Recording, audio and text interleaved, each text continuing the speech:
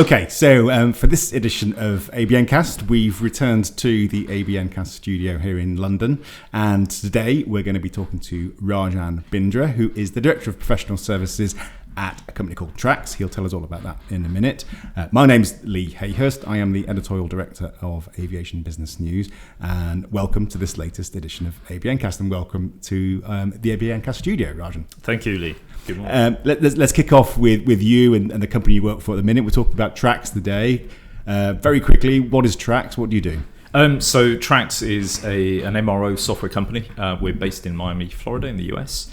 And we provide software services to airlines, independent MROs, even the regulators themselves, to help them run their compliance of their aircraft fleet, and also to provide services within the industry to other organisations. So we've been around for about 27 years now. Founded in the UK, although we're now, as I said, based in Miami, Florida.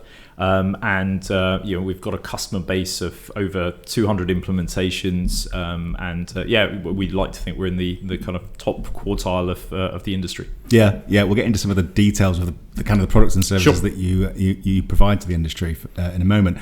But big change recently with the company. 27 years in existence, but only recently became part of a larger corporation. So tell us about that. Yeah, so just over 12 months ago, AAR Corporation, which is, again, a very large independent MRO organisation based out in North America. They have facilities all over the world, but they're centred out in Illinois, in the US, decided that it would be really good to acquire a company such as TRAX.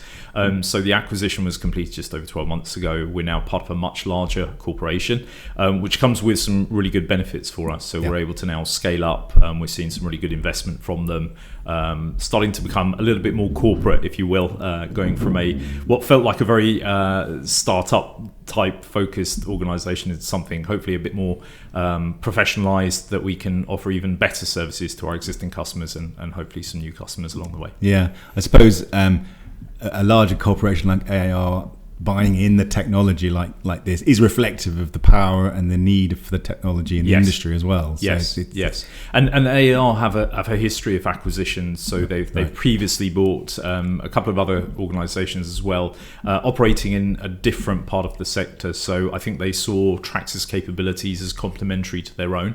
We're looking to help AAR themselves with their business, to help them digitalise and transform what they do, as well as potentially combining some of our offerings with theirs to, again, back into the industry. So some really exciting times ahead. Watch this space. Keep watching this channel. Hopefully we'll be able to come back and tell you more about that as we grow. I mean, I know with these sort of acquisitions, there's a long sort of period of bedding into it and understanding each other and integrating things. And that's probably just started, hasn't it? Yeah, it has done. I mean, AAR have been very proactive. They've been on the road with us. They've been talking to our existing customers, telling them what to look forward to see that change is coming, but that's good change. They're very keen to invest in us as well, as I said, to help us grow. Our customers have been very responsive to that. They've seen that as a very positive acquisition. They know AAR. A lot of our customers are actually AAR's customers as well. So as I mentioned, there's some synergies there, and hopefully it's a bit of a kind of win-win-win for all three parties. But as you said, a bit of a road ahead, early days, but promising signs that we're going in the right direction, I think. Before we get into the sort of topics, but a bit more about yourself. Sure. You've been in the industry, you were telling us before we started, quite a time. Yes. Go on, fill us in your CV. So my goodness. Actually kind of similar to TRAX themselves. I've been in the industry for about 25 years. Born and raised in the UK. This is home for me, even though I now work for an American corporation. I studied in the north of the country. I'm an aerospace engineer, so I hold a degree in aerospace engineering. Spent my formative years, just a very short apprenticeship of about 21 years at British Airways Engineering down by Heathrow. So learnt my trade, for better or for worse, from them. Fantastic experience, fantastic organisation to work for. I've got a lot of connections still there and look fondly back at my time there. Felt at a point it was maybe time to move on. The apprenticeship was done. I've spent a number of stints working overseas, predominantly in Southeast Asia. Spent a bit of time in Singapore, which is a lovely part of the world to be in, and also in Japan, which culturally is a fascinating part of the world. If you've ever been there, if you've not, get out there and see. One of the places I've not been. You must do. It's like nowhere on earth in a really special way. So I've been really fortunate that I've travelled a lot, spent time overseas, worked in lots of different parts of the industry, but about a year or so ago, started to work on a project involving TRAX. Really liked what they were doing. It was around the time of the acquisition, and earlier this year, so it's been a very short tenure for me so far. So earlier this year, decided actually maybe it's worth making the move and joining TRAX themselves. So I joined earlier this year, and as I think I was mentioning to you earlier, my commute to the office is now about a 9,000 mile round trip to get back to Miami. So nice to be able to work in an industry that provides those services. Do it very rarely, but actually, the story of your career is a really great one for the sector. Yes, I think based in Slough originally. Absolutely, so under the flight path of the Heathrow. Absolutely, as a kid looking up, going, this is quite cool. I'm going to work in that industry. To add to that, Lee, I was really fortunate. I joined when I joined British Airways. I actually moved straight on to supporting the Concorde operations. So I've done something that very few have had the chance to do. I was very privileged to do that. Look back on it and said very fondly. And I was thinking on my way here this morning. Maybe we'll talk about that a bit more in terms of industry trends, but the whole STEM sector is something I've spent my whole life in, and I'd really encourage any of our listeners or viewers, I know that we're potentially putting this out as a video as well, that are interested in a career. There's a lot to offer. I've been very fortunate. Over 25 years, never a dull day, never a different day. I'm now sitting in a studio making a podcast about myself and the company I work for. I mean, there's so many opportunities, so I'd really encourage those who are looking and thinking, is this for me? Open the door, take a step inside. There's a lot that we have to offer. Yeah, lots of kids going to university. Absolutely. As we speak, including my eldest, actually in a few weeks. But good luck. And aviation needs to be part of the mix and should be out there. For sure. And actually, totally relevant to what we want to talk about today. Although we do want to talk about technology, that has a massive impact on the roles and the skills that the industry needs. Absolutely. TRAX is obviously a technology. You said it's a software developer. Yes. Talk to us a little bit as we get into this about what kind of software that TRAX develops and provides to the industry. Sure. And why that's becoming sort of more important. The industry adopts this kind of tech. Absolutely. So at our core, what we offer into the industry is very specialized software for maintenance, repair, and overhaul management for aircraft fleets. So essentially, for those who are less aware, aircraft are maintained under a specific regime that's determined by the manufacturer and also the regulator in whichever jurisdiction they operate, whether it's the UK, the CAA, Europe, EASA, or the US in the Federal Aviation Authority. So we offer software that provides the framework for all of their requirements to be managed and for operators to then plan the maintenance, execute the maintenance, and really importantly, record the maintenance that's been carried out so that's fully auditable and very transparent. So that's the core of what we do. Yeah. Where we're moving and where we see the trends now is into mobilization and digitalization. So there's a huge push from the industry. A lot of people on the outside look in and think you guys must be the most technologically advanced industry, cool stuff you do, you fly people around the world. We do, but actually it's a very conservative industry, and I'm sure you know that from conversations you've been having with other colleagues of ours in the industry. Sure. We actually tend to move quite slowly, and so even though all of us today have embraced mobile technology, we're in a studio surrounded by technological devices, the industry itself is somewhat lagging. And what we've been trying to do is lead a bit of the change and a bit of the transformation by enabling mobility. So a lot of our software we're now appifying, to use that lovely expression, and we're putting mobile devices now in the hands of the technicians, the mechanics, the licensed engineers, so that they've got information at their fingertips and they're able to record in real time what they're doing with the aircraft. And that unlocks a huge potential of how we can more accurately and more efficiently maintain the aircraft, which is kind of a win-win-win again for everybody in the sector. I mean, that's it. Aircraft engineering, MRO, is essentially it's not changed in the sense that you've got to have people on the ground doing engineering stuff. I mean, that's never going to change. Robots are coming in to sort of maybe do some of that stuff, but actually it still requires those individuals often need to be, they do need to be highly trained, absolutely, and accredited, etc.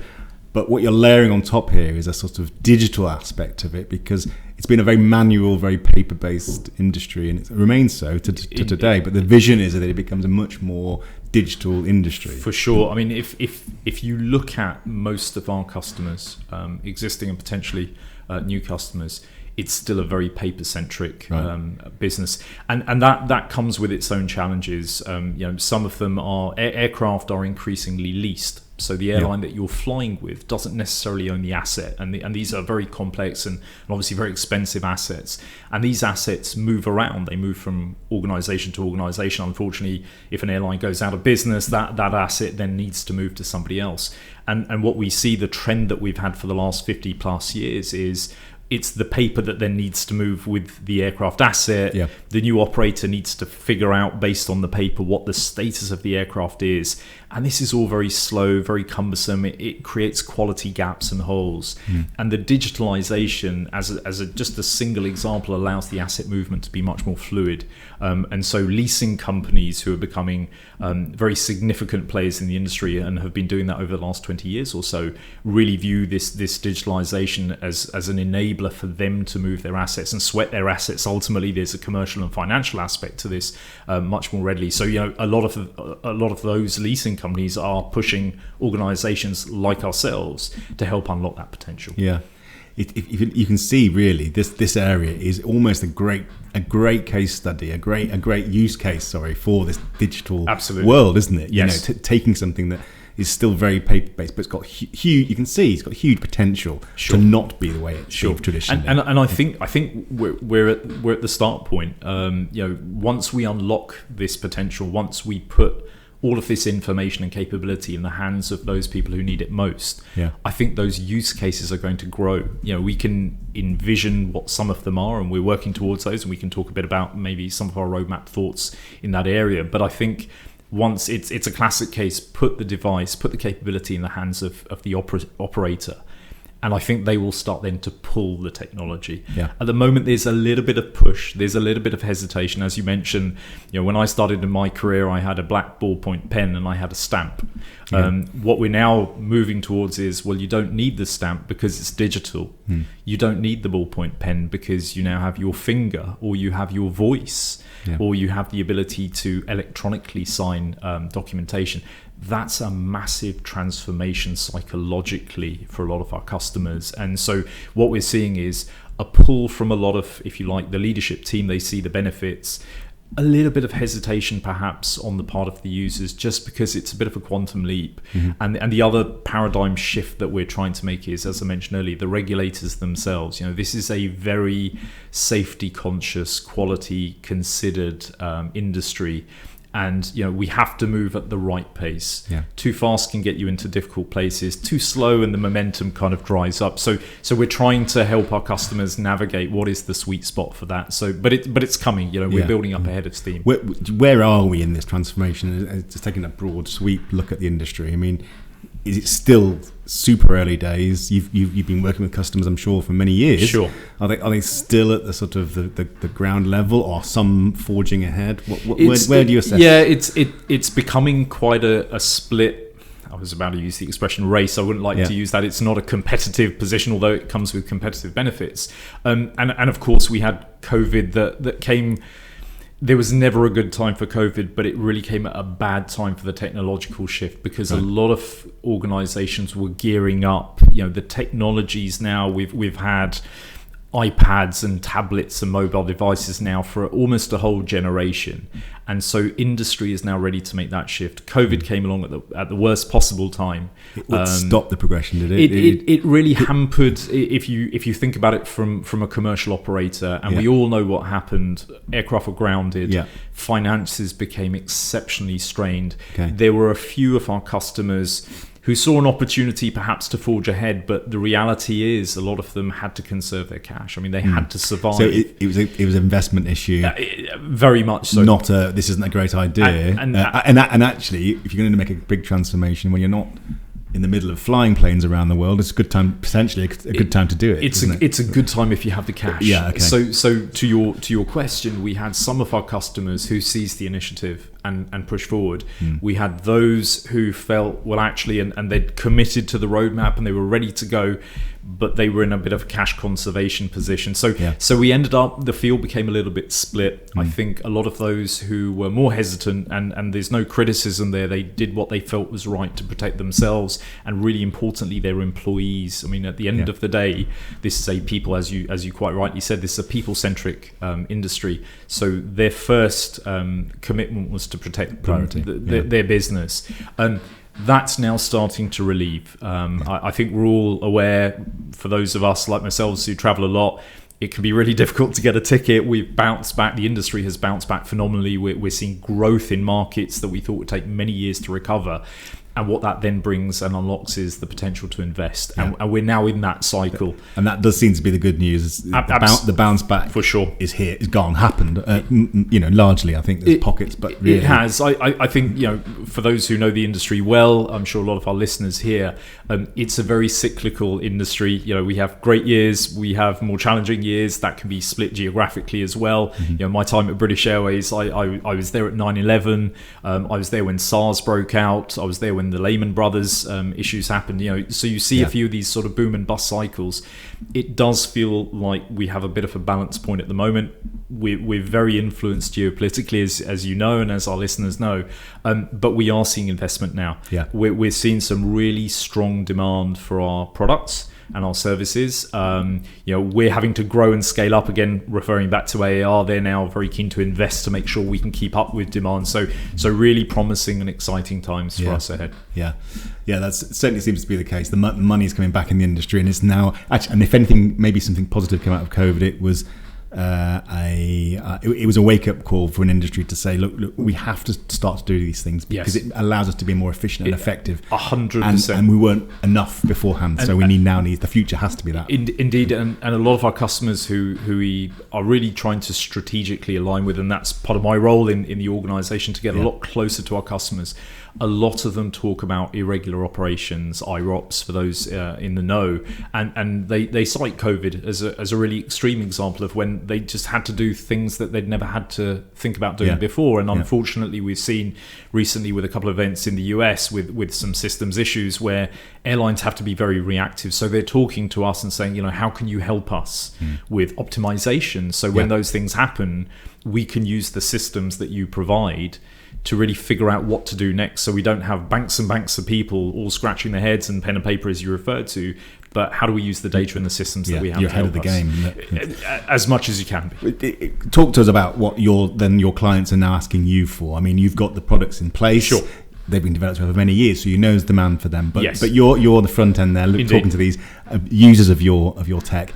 What are they wanting from you, and what are you providing them? Sure. So there are sort of four broad themes that our customers are all following through, and as you alluded to, they're all in a different place on the pathway, on the roadmap, on the journey, if you will. So cloud, I think we mentioned just before the session, cloud is still something that's dominating.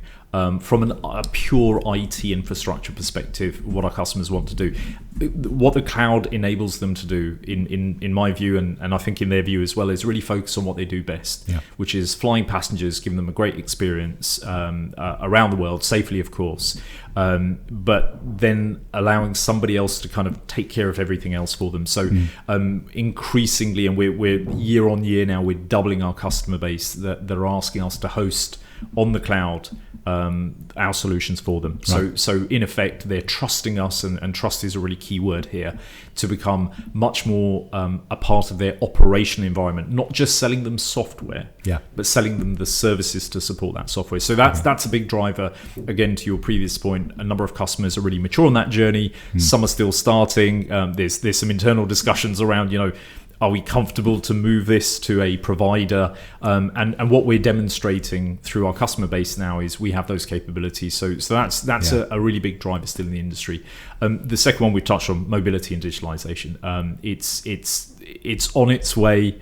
As you said, some are more advanced than others. We've recently deployed our latest version of our core system, plus a number of our mobile solutions, which that customer, European-based, saw as being a sort of 25-year generational leap in technology.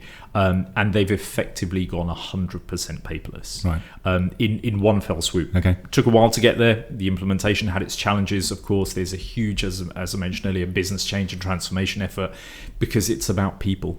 The aircraft is there as an asset and all the parts fitted to it, but ultimately we are a people-centric industry. So mobility is coming, huge waves in that area. The other two areas that we're exploring more and more because there is demand are automation. Yep. How do we make processes more repetitive and almost, and there's a balance point here between the needs of the human and the needs of the machine, if you will, but how do we allow the machine to take care of the more mundane processes that we have and really allow the operatives to put the most value in, doing the same thing day in, day out. Again, there's an element of quality there. If we can allow the machine to take care of it, we then allow the human ourselves to then manage all of the exceptions. So that's an area that we're pretty focused on right now. And then where we go next is optimization. Right. I think we touched on, again, before the session, we're an industry that is facing some challenges with recruitment at the moment. There are so many opportunities out there for people to move into. Is aircraft maintenance somewhere that people naturally want to aspire to? Hopefully videos like this and podcasts like this and discussions that I know you're having with many others will inspire people to see that there are great opportunities. But what we're helping our customers do now is work with what is becoming a slightly more constrained and scarce resource pool. Take an aircraft hangar, for example, multi-million-dollar investment. They're not built every day. Yeah. You build one, it lasts for 30 years, but it is a capacity constrained building. So what we're trying to help our customers with is figure out, well, how do I optimize how best to use that? How do I get the aircraft in, maintained to a high degree of quality, which then drives the safety ultimately, but out again, and then free up that capacity for the next one? And we've talked to MRO providers a lot, obviously, and they just cannot cope with them for various reasons. We know what they are. Demand is absolutely at optimal. I mean, there simply is not enough MRO capacity out there to cope, is there? So you feel at the minute the constraint on the growth of the industry is not the demand side, it's the supply side for many reasons. Absolutely. You look at the major OEMs today, you look at Airbus, Boeing, Embraer and all the other players out there, their order books are full. We know that they have been for many years. COVID again was an interruption. That interruption is gone now. You want to place an order for a narrow body aircraft today, again, everybody knows this, you will be waiting many years. Now those aircraft coming off the production line then drive that demand for maintenance, and what we're seeing is the retirement volumes are not equating the new supplies. So what we're getting now is a huge capacity growth without the capability to maintain necessarily. So again, what we need to be doing, because we hold a lot of the data and we have a lot of those insights, is helping our customers to optimize exactly how they use that scarcity and paucity of resource. And to go back to the link to people, which we started on really, is this technology is changing the nature of the work people do. It may even require the industry to rethink the kind of skills and roles they need, or the levels of expertise. I've seen some great examples of using Apple Vision Pro, for instance, so that a fairly inexperienced engineer can have essentially the knowledge of every engineer that ever worked in the industry behind them, just backing them up. That's an incredible, powerful thing. That's a really key point. And again, our customers are asking us how best they can harvest that database of data that they've been built up. As I said, we've been trading now for 27 years. So some of our customers have been with us that long. So the amount of data that they have, which is locked away in a database of ones and zeros, they're asking us, how can we help them unlock that? So as you alluded to, as the demographics change, as the workforce retires and we go through cycles of recruitment and re-recruitment, how can that knowledge base be freed up to help that next generation of maintenance professional carry out their functions better? Which is where the moving to the cloud helps, and obviously the AI that then can be applied to that. AI is a very sort of trendy thing to talk about if you're a technologist. Yes. We're probably in that phase, I don't know, for maybe coming out of it, of people overestimating what AI can do, but actually, the more you listen, the more you hear the sort of the real leaders in AI globally. I mean, the limits, there don't seem to be any limits to what it can do. So, and actually, you have seen this sort of process being applied to other industries, thinking probably automotive, space, and obviously one particular person who's led on both those areas, and you think what would happen to aviation if you applied the same kind of approach to aviation? Absolutely, things can move very quickly. And you've seen it in other industries. You're absolutely right, Lee. And so AI and machine learning, which typically they mention in the same breath, is an area that we are exploring very actively at the moment. We have a user conference coming up at the end of this month, where we'll be talking to our existing customers about those technologies and maybe seeking some thoughts from them as well around their comfort factor of using some of those technologies. As I mentioned, digitalization and mobility, which have been around for a long time, are taking a while to embed. AI and machine learning and large language models and all of those capabilities are very much the next roadmap items for us. We've kind of done mobile. We'll keep finessing and we'll keep improving as we get more feedback from our customers and more demand and request. But what we need to be doing as a software provider is, as you rightly said, looking at the next generation. What is next? So in our roadmap, AI features very strongly, and the approach that we're taking towards that is, rather than trying to reinvent the wheel, we're now partnering with a lot of AI organizations who have done this, as you alluded to, in other industries, and taking some of that benefit. It would take us a while to ramp up that capability ourselves. So we're very actively partnering with typically more boutique AI providers who are a bit more nimble, a bit more agile. That whole fail first and fail fast methodology is very much in our psyche now. We're a very cautious industry, so this is all very lab based. We're not going to take this out into the field until we're confident it's ready to go. But again, our customers are asking us, are you investing? Are you looking in this space? And I like to say, absolutely, we are, and we're looking forward to sharing some of those experiences with them. We're quite interested. We're very interested in this area from the predictive aircraft maintenance perspective, because we have our own PAM conference which takes place towards the end of the year in November and this year in Dublin. And obviously that's a certain niche within this, but actually it does point to the future where the data, it's all about data. It's all about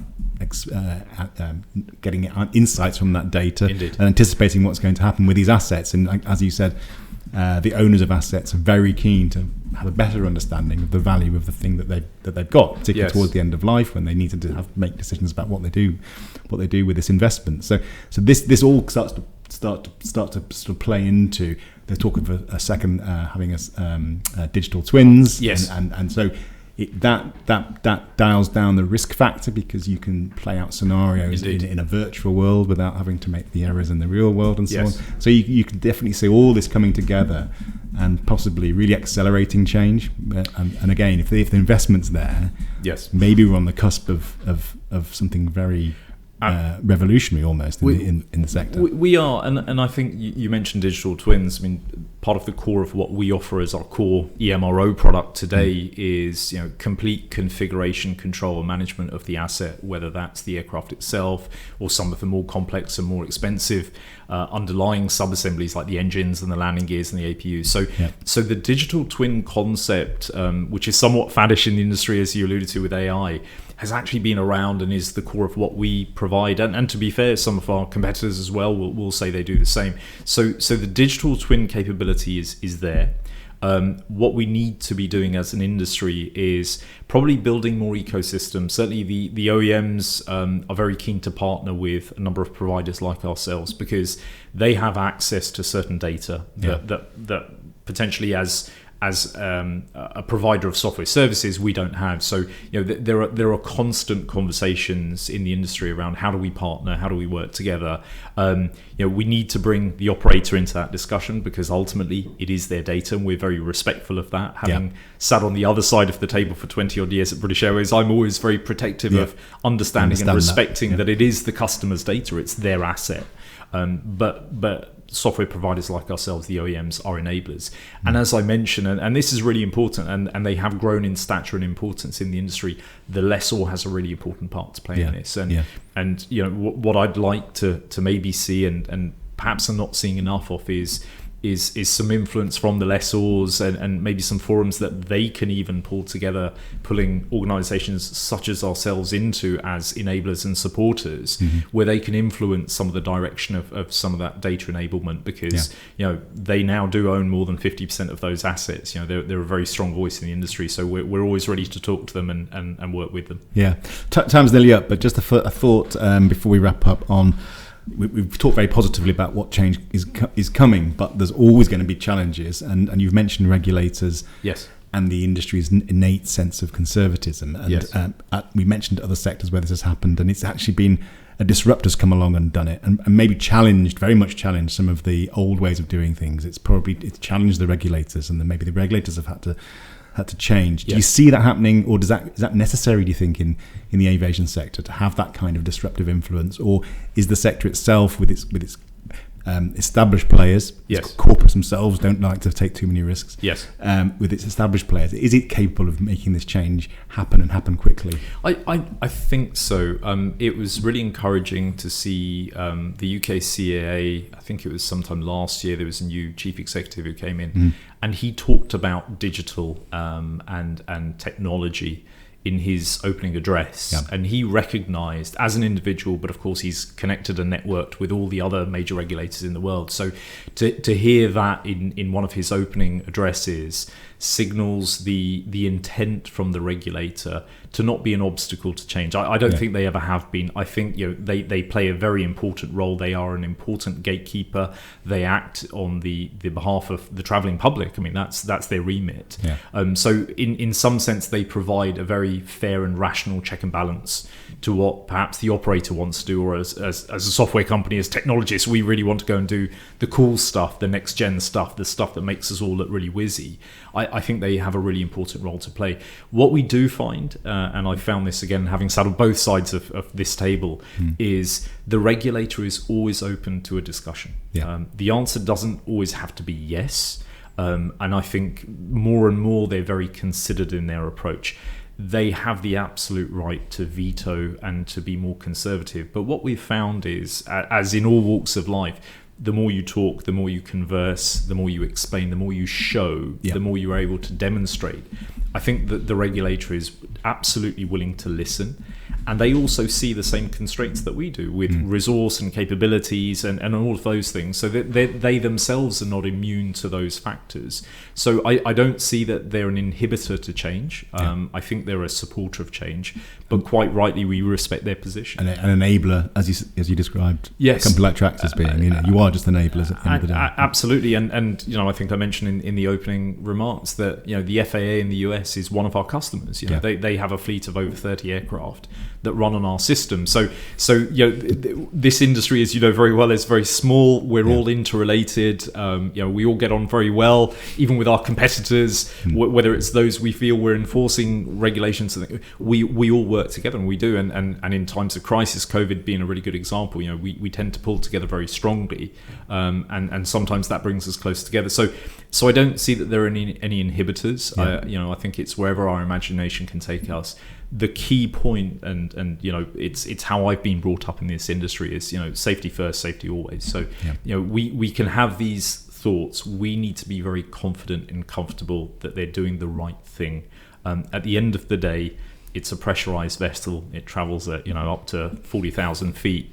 We've got to do the right things by our customers, and our customers are not the airlines. Ultimately, they're the travelling public. They're you and I and our families, and it's important for us to have that conscience, so that when we get up every day and we're motivated to do things, we understand the implications of what we do and the rate of change that's acceptable. Well, look, time has beaten us, but that's great to have that chat with you today, sure. Rajan. Fascinating stuff. I'm sure we'll track how things Indeed. Move in the future. Thanks for making the long journey from Slough into central London to speak to us today. No worries. And no doubt we'll catch up with you again soon. So thanks very much. Thank you, Lee. Thanks for your time. We are delighted that our friends at Amadeus have agreed to be the launch sponsor for ABNcast. And while they do not endorse the views and opinions expressed, they are keen to support a new forum for debate around the future of aviation. Today's traveller expects to be wowed way before they arrive at their destination, and passengers want a smooth, effortless journey, combined with exceptional personalised experiences.